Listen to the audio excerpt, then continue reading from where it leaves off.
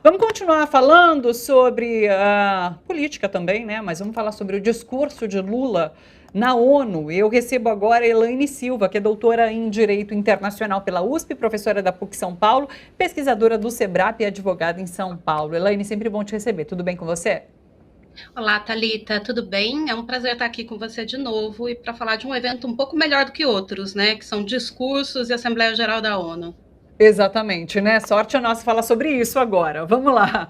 Qual o seu balanço do discurso de Lula? A gente viu alguns pontos aqui. Ele tratou sobre a guerra, falou, cumprimentou a Palestina, inclusive, que é um novo Estado agora, reconhecido pela Assembleia Geral, né, que faz parte como ouvinte, e estava lá representado o Estado palestino, então ele chegou cumprimentando o Estado palestino, fez críticas a Israel, falou sobre a questão da pobreza, das mudanças climáticas, são vários os pontos altos, né? Eu queria um balanço geral para começar, Elaine.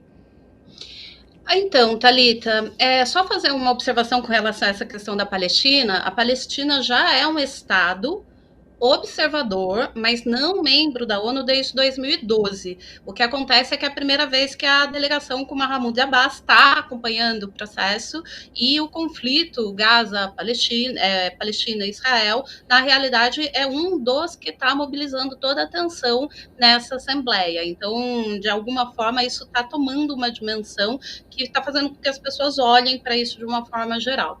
Agora, com relação ao discurso do Lula, eu acho que são dois aspectos.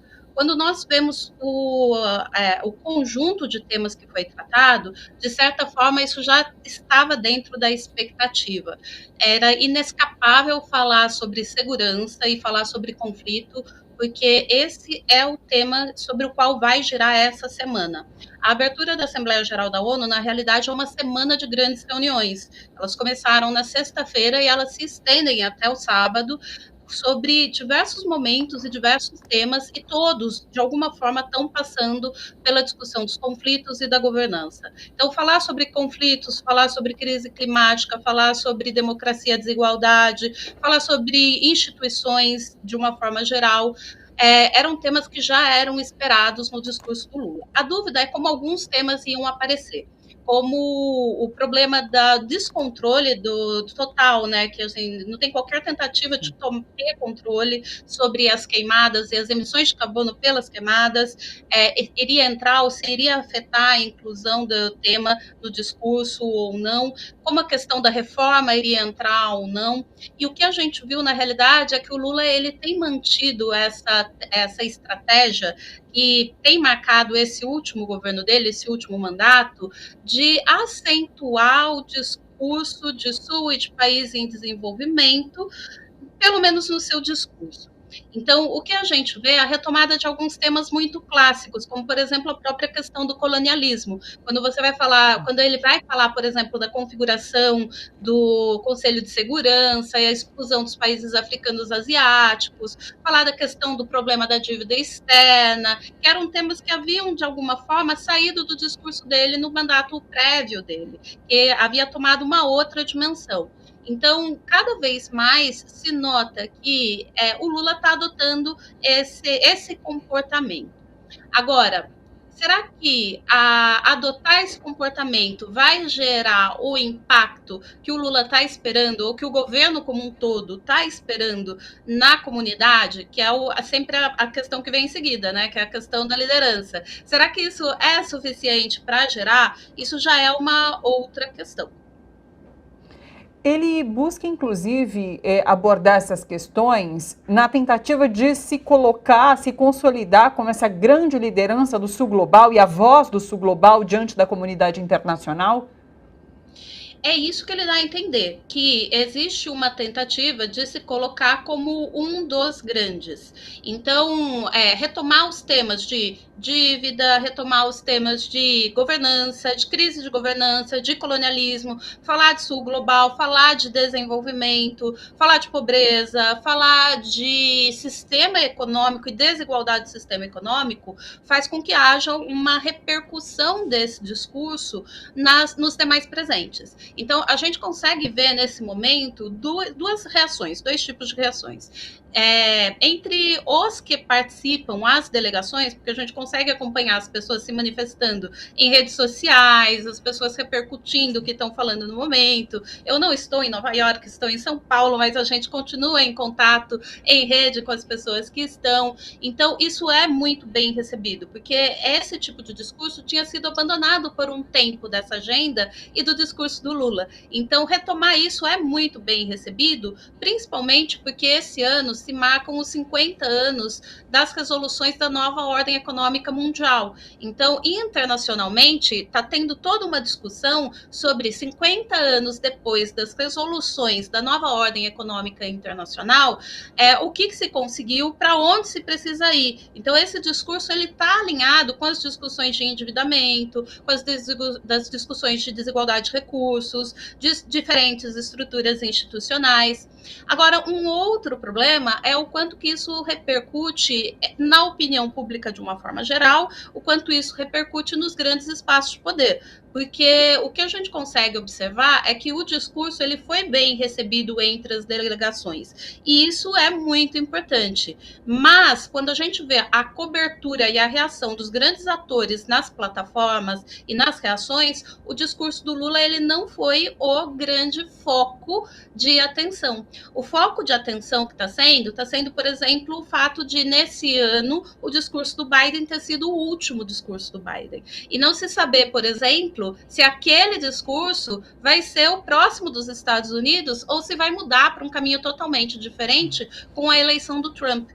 A atenção está voltada para o comportamento do Netanyahu, para o comportamento do Zelensky, para o comportamento da delegação russa, que desde o final da semana está minando todas as tentativas de passar resoluções para discussão de aprimoramento da governança do sistema da ONU. Houve um drama na reunião da Cúpula para o Futuro de sábado para domingo, por exemplo, porque a delegação russa apresentou uma proposta para minar completamente a resolução que estava acordada depois de 9 meses de negociação, com uma cláusula nova, faltando 9 horas para a sessão de assinatura, de adoção, votação, porque ela foi adotada sem voto, né? Então ela foi adotada por consenso. Então, toda a atenção das pessoas, de uma forma geral, estão voltadas para os 3 grandes conflitos, que vão ser Rússia e Ucrânia, Israel, Palestina e Sudão, e estão voltadas para as incertezas das grandes modificações políticas, uma das quais é o que vai acontecer nos Estados Unidos. Mas é bastante importante a gente lembrar que os Estados Unidos não são o único. Então, todo mundo estava muito ansioso, olhando o que o Biden vai trazer para o último discurso e o que ele quer deixar e se vai fazer alguma diferença. E existe uma crítica muito grande sobre a contradição entre discurso e prática. E aí, quando você vê o Brasil, o discurso do Lula foi um discurso que trouxe os grandes temas, que trouxe as grandes posições que vão repercutir, mas ele não está no centro desses 3 grandes problemas que estão articulando. Há uma tentativa com essa proposta que está sendo apresentada junto com o governo chinês de retomar uma proposta de solução para a Rússia e a Ucrânia no final de semana. Mas se isso vai efetivamente ser bem sucedido, a gente ainda vai precisar acompanhar em alguma medida, porque a reunião ficou para sexta e sábado. Então, esse plano de 6 pontos, se vai gerar uma repercussão, uma mudança e uma reinclusão do tema, a gente ainda vai precisar acompanhar, porque quando a gente está falando da rediscussão econômica e da nova ordem econômica internacional e para onde a gente vai, o Brasil ele foi um pouco diluído nas estratégias políticas dos últimos anos, como por exemplo esse foco no BRICS. Então, rediscussão de patente, direitos de propriedade intelectual, saúde, é um tema no qual o Brasil desapareceu, e é um tema no qual, para falar de saúde, pandemia, resistência microbiana, na realidade, todo mundo está olhando, mas o Brasil deixou de ocupar o espaço. Por quê? Porque o Brasil agora está falando a partir da ideia de BRICS. Então, de certa forma, a gente vê que foi um discurso com as posições corretas, mas que o foco da comunidade internacional está voltada para outros espaços. Então, se o Brasil vai conseguir ou não gerar essa liderança que deseja, que busca, a gente vai ver nas próximas ações e, eventualmente, na mudança de posição prática das escolhas políticas dos fóruns pelos quais o governo entra, como, por exemplo, atuar de uma forma um pouco mais individualizada e não diluído entre grandes potências como China e Rússia. Em relação a esses conflitos, inclusive, que você coloca e que o foco maior está nesses conflitos, Lula fala sobre a questão do Conselho de Segurança, né, e a reorganização do Conselho de Segurança. E ele corrobora um discurso anterior, que é o do Antônio Guterres, que também fala sobre a falta de força internacional, desculpa, internacional para, de alguma forma, fazer modificações em relação ao que são esses conflitos pelo mundo. É possível o Conselho de Segurança mudar de formato num curto espaço de tempo? Porque é isso, a gente tem o secretário-geral da ONU fazendo críticas e a gente tem Lula sempre martelando nessa mesma posição também, de que é preciso maior representatividade no Conselho de Segurança da ONU. Como que você vê essa questão? É possível, mas pouco provável. Então, se a gente olhar, por exemplo, essa movimentação que eu citei da Rússia no final de semana, Thalita, ela foi justamente em que sentido? A cúpula para o futuro do final de semana, sobre a qual a gente falou muito pouco de uma forma geral, mas é interessante ver tanto como um sinal da retomada dos temas dos últimos 50 anos, literalmente, gerações futuras, um tema, governança, regulação das plataformas digitais, que é o único grande tema novo, problema ambiental, todas as questões que a gente tem desde Estocolmo, elas foram retomadas na sua forma mais atualizada, né, no estado da arte das negociações internacionais, com o compromisso de ter respostas que caminhem para o multilateralismo. Qual que foi o grande empecilho da Rússia? Apresentar uma proposta de privilegiar saídas de respeito ao domínio interno, ou seja, de não ter intervenção em questões internas dos estados, ou de proteger a soberania, ou de criticar menos, ou de avaliar menos, ou de ter menos controle sobre as ações que os estados julgam de ação interna, ou de domínio interno, ou de interesse interno. E aí você pode até pensar, não, mas não faz sentido deixar para um estado que seja da sua decisão as suas questões de domínio interno? Aí a gente começa a colocar, Israel acha que o que ela faz com relação à Palestina é uma questão interna, é uma questão de segurança interna, então eles falam que isso não deve ser objeto de discussão internacional. É esse nível de coisa, esse nível de discussão, esse nível de debate que a gente tem hoje no sistema internacional. Então, é possível? A gente já teve reformas do Conselho de Segurança. China, por exemplo, não era um membro original, entrou numa reforma na década de 60.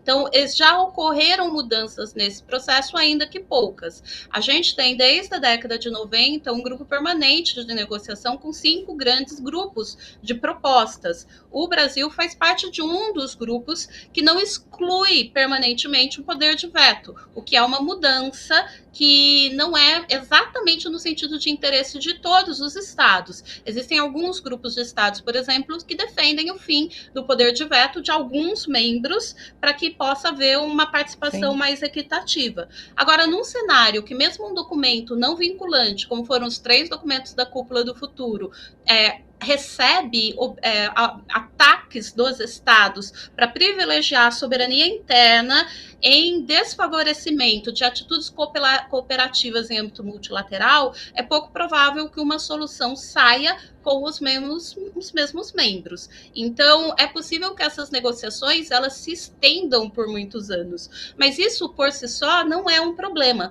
porque enquanto os estados estiverem em negociações e não evadindo a organização, é porque existe uma chance de diálogo. Porque qual é a alternativa? E é sempre importante a gente lembrar, o conflito sempre se agravar e a perder qualquer tipo de limitação e qualquer tipo de limite. Então, enquanto houver negociação, ainda que não haja uma resposta definitiva, a gente ainda não está no pior cenário possível que poderia chegar caso o conflito fosse agravado, fosse acentuado e as partes optassem por sair da organização, como ocorreu na Primeira Guerra Mundial e como ocorreu na Segunda Guerra Mundial. Então, eu lembro isso porque eu até passo a cena para os alunos.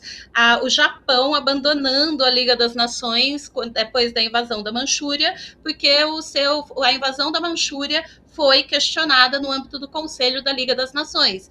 A delegação japonesa simplesmente falou: não, me recuso, isso é uma questão de soberania interna, uma questão de segurança interna, não vamos, não colaboramos, não concordamos, saímos da organização. Então, é esse tipo de comportamento que, em alguma medida, a gente deve evitar. Enquanto houver alguma participação institucional, é algum limite para que o conflito não atinja a sua pior versão. Então, estamos numa situação de conflito? Estamos, mas poderia ser muito pior. Poderia ser melhor? Poderia, mas a gente passa por uma época de mudanças, correto? Então, estamos aí vivendo as contradições de uma época de mudanças.